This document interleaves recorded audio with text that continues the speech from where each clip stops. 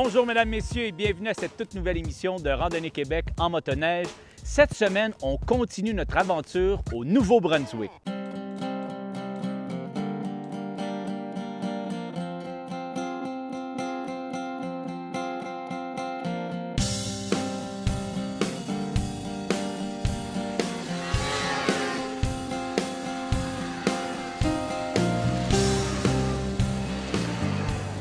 Nous sommes maintenant rendus du côté de Bathurst. Aujourd'hui, à l'émission, on va aller visiter le parc d'éoliennes et ensuite l'autoroute du motoneigiste Piston Alley.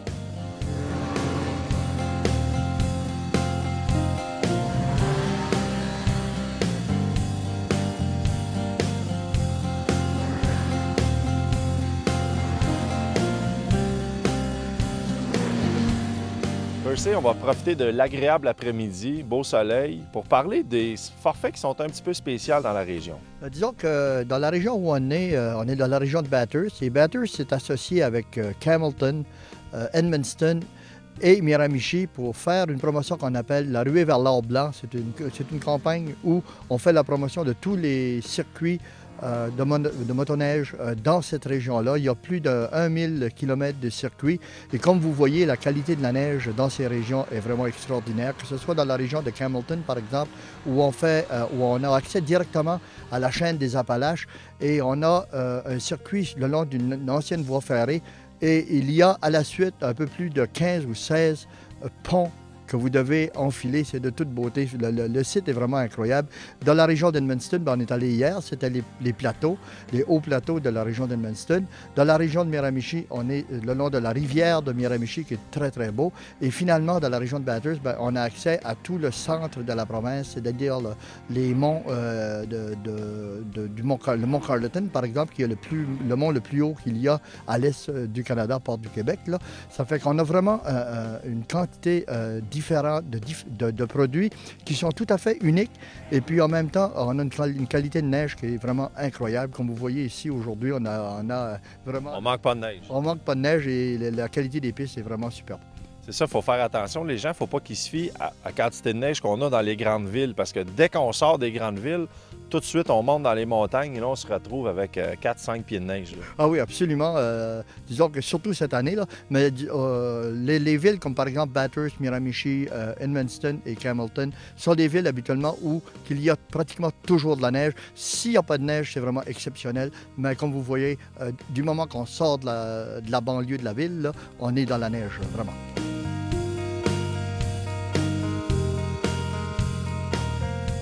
Parle-moi un peu du secteur ici. On voit en arrière les éoliennes. C'est quelque chose de nouveau. C'est un bel attrait quand même pour vous. Là. Absolument. Puis c'est plaisant parce que ça fait juste quelques mois que ça a été bâti et il y a déjà les pistes de motoneige qui s'y rendent. Donc, si vous voulez avoir un très, très beau panorama sur toute la région, venez dans la région des motoneiges, des éoliennes ici en motoneige parce que vous allez voir, c'est très facile d'accès et le panorama, le paysage est de toute beauté. Et il y a beaucoup de poudreuses dans la région. Ça fait les amateurs. On vous invite. Vous allez voir que c'est vraiment superbe comme région.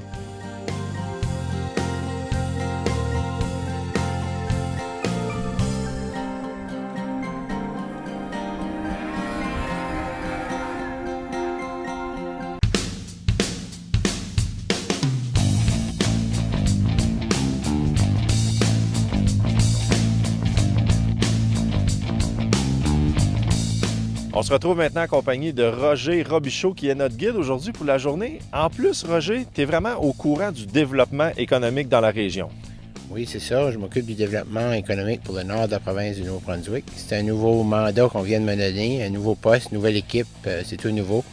Et puis, on va regarder vraiment au côté entrepreneurial pour le nord du Nouveau-Brunswick, comment est-ce qu'on peut développer nos niches, comment est-ce qu'on peut regarder à qu'est-ce qu'on a.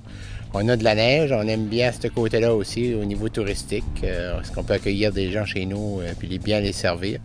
Donc, c'est un peu ça qu'on s'occupe ici dans le Nord. C'est pas vraiment ton mandat, la motoneige, mais tu es bien placé quand même pour nous en parler. Ah oui, moi, ça fait une vingtaine d'années que j'en fais. Puis j'ai même commencé dans un territoire vierge ici, au centre de la province. On n'avait pas de sentier. On faisait vraiment du sauvage, du sentier sauvage. Puis maintenant, avec le réseau qu'on a, c'est tout un autre... un autre monde. Oui, un autre monde. Puis on aime bien ici, venir ici parce que On n'a pas de trafic, on n'a pas de civilisation, c'est vraiment la nature et nous-mêmes.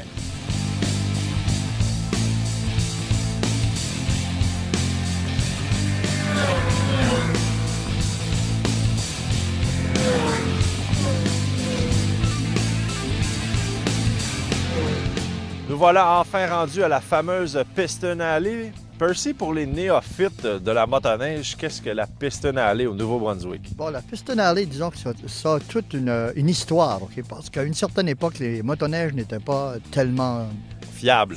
OK? Alors, on venait sur la Piston Alley ici, et lorsqu'on était tenté, parce que la piste est très, très large, la piste est très longue, au moins 12-13 mètres de large, et puis ça, c'est sur une distance de pratiquement 40 km. Ça fait comme les gens, à une certaine époque où les moteurs n'étaient pas fiables, étaient tentés de pousser leur machine au bout. Un peu trop. Un peu trop. Les pistons passent à travers des moteurs. Ça fait que la réputation et le nom de Piston Alley est venu de cette époque-là. Mais maintenant, disons que les gens sont beaucoup plus sécuritaires. On voyage ici peut-être un peu plus vite que dans les sentiers où que c'est pas tellement large. Mais ici, étant donné la largeur du sentier, la distance aussi, et la façon aussi que les courbes sont faites, parce que c'est des courbes très légères. Ouais, c'est des courbes, là. On peut tenir une très bonne moyenne. Il n'y a pas de courbe aveugle, comme on appelle. Absolument pas. Donc, c'est une piste qui est très intéressante. Puis lorsque vous venez au Nouveau-Brunswick, il faut absolument venir sur Piston Alley parce que, historiquement, vous pourrez dire que vous avez fait aussi le Piston Alley.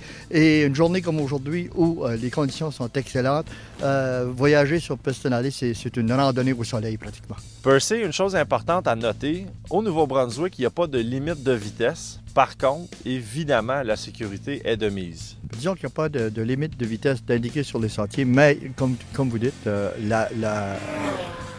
l'intelligence des gens fait que la plupart des gens vont rouler à une vitesse descente, surtout dépendant aussi des sentiers si on est dessus. Mais disons qu'on demande aux gens de ne pas aller plus vite que sur les routes ordinaires, ça fait que ça vous donne un peu une idée de ce qu'on peut faire.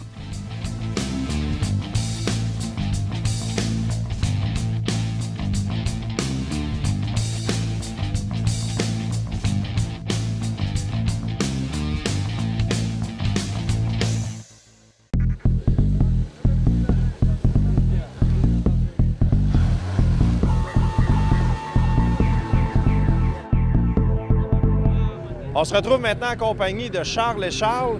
Monsieur Doucet, lui, c'est le président ici du club. C'est quoi exactement le nom du club? C'est Allen Lake.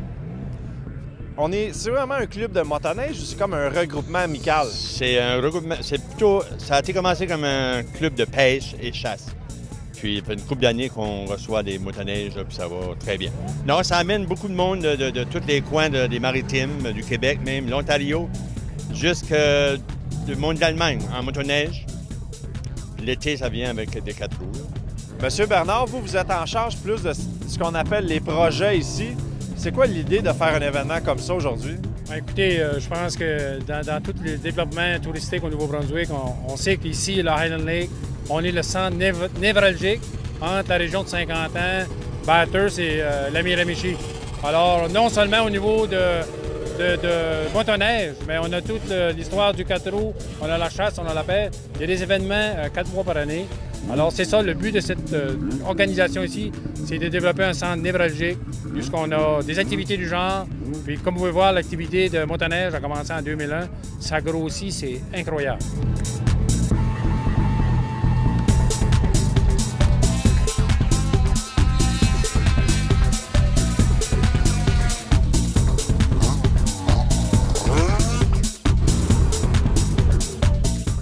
Maintenant, accompagné des deux organisateurs de l'événement ici, Ghislain, ça fait combien de temps que vous vous impliquez dans l'organisation d'un événement aussi gigantesque que ça? Nous autres, on a commencé en 2001, genre d'événement pour une rencontre de motoneigistes, juste pour une rencontre, rien de sérieux. Puis l'événement a l'avenue grandiose, puis aujourd'hui, c'est ça qui se passe. Il y a 500 peut-être motoneigistes, c'est un va-et-vient, puis tout le monde aime la rencontre, tout le monde aime l'accueil, puis c'est ça qui se passe un petit peu dans le nord. Tout le monde se rend ici en motoneige. L'événement était que la rencontre, on faisait, si tu veux, des moules ou qu'on faisait la chaudrée de fruits de mer. Puis il n'y a rien de sérieux. Il n'y a pas de course.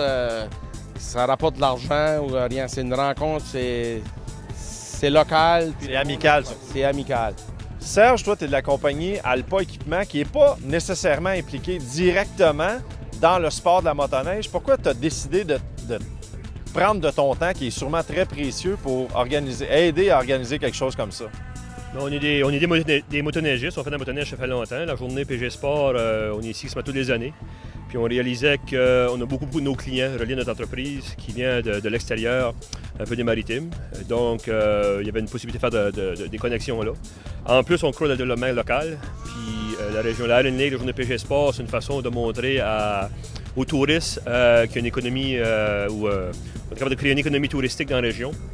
Donc, c'était un peu une implication sociale qu'on voulait faire, moi et mon père, au nom de la compagnie, et participer avec Ghislain.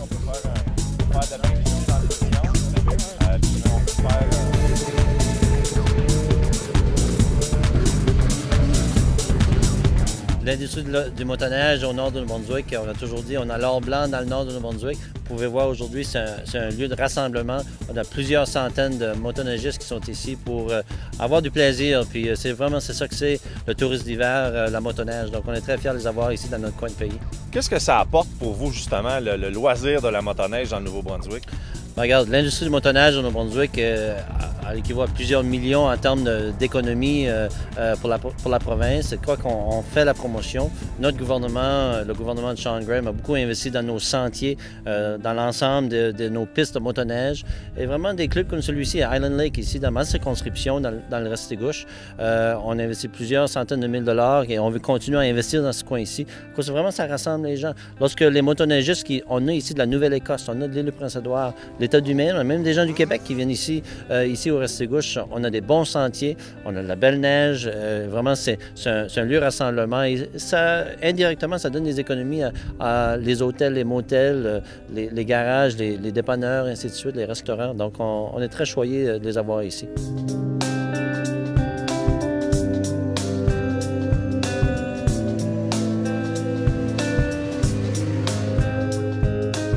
Percy, notre aventure au Nouveau-Brunswick est malheureusement terminée. Merci beaucoup de ton accueil. Ça m'a fait un plaisir vraiment extrême parce que le fait de vous recevoir à nouveau au Nouveau-Brunswick, mais aussi le fait que vous avez apporté avec vous 3 journées de temps exceptionnelles. On a eu du soleil comme c'est pas possible. Puis je vous assure que les 3 journées qu'on a passées sur les différentes régions de la province, ça a été mémorable. Ça a pris environ une dizaine d'années avant qu'on revienne te voir en motoneige. J'espère qu'on va se revoir avant 10 ans. On va se revoir avant 10 ans, sûrement, parce qu'on a d'autres belles régions à vous montrer au Nouveau-Brunswick. On a seulement fait une partie des différentes régions. Puis on vous invite aussi durant l'été, parce qu'on a aussi une industrie qui commence, celle des quads, des VTT. Puis là, aussi, on commence à être bien organisé. Puis là, on vous lance l'invitation. À nous ou aux gens, à tout le monde? On lance l'invitation à tous les gens, sûrement. Puis à vous pour nous faire la promotion à tous les amateurs de VTT du Québec, parce qu'il y en a beaucoup plus au Québec qu'il y en a chez nous. Mais ça commence ici aussi. Je m'en occupe, Percy. Merci beaucoup encore. Le plaisir est pour moi.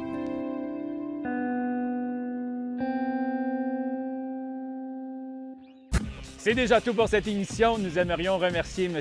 Percy Mallette ainsi que les gens du Nouveau-Brunswick pour leur accueil chaleureux. Je vous rappelle que le départ de la croisière sur neige se fait très bientôt, alors vous aurez les informations au bas de l'écran. Au guidon de votre motoneige, mesdames, messieurs, soyez prudents car nous avons une belle saison devant nous. À la semaine prochaine.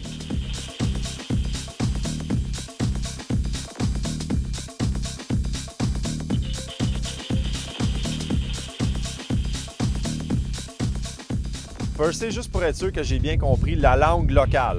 Lorsqu'on vient au Nouveau-Brunswick, on hale notre remorque. Dans les sentiers de motoneige, il ne faut pas manquer les why. Lorsqu'on commande à dîner, on veut manger des fries. Puis, il y a une autre expression, quand c'est vraiment quelque chose d'extraordinaire, on dit c'est effrayable, c'est ça? Là, vous avez entendu du patois local, qui dans certaines régions où on dit, au lieu de tirer sa motoneige, on va dire qu'on hale sur la motoneige. Le Y, c'est le Y, c'est la fourche que vous allez entendre, oui, des intersections que vous allez entendre Y ailleurs ou bien intersection aussi. Mais puis la question des fraies, ça c'est vraiment un patois particulier à une certaine région qu'on dit ça. Puis encore plus le effrayable. Effrayable, on comprend pas. Effrayable, ça c'est des gens de la région d'Edmundston. Ça, ils ont toujours dit ça, ça fait partie des années. Puis nous, lorsqu'on entend le mot effrayable, on sait que ce sont des gens qui viennent de la région d'Edmundston. Ça fait partie des coloris au niveau de la langue que vous allez trouver un peu partout dans les régions acadiennes. Puis on a aussi des accents que vous allez remarquer lorsque vous viendrez. Tout ça pour vous dire qu'on parle un français coloré, mais on parle français.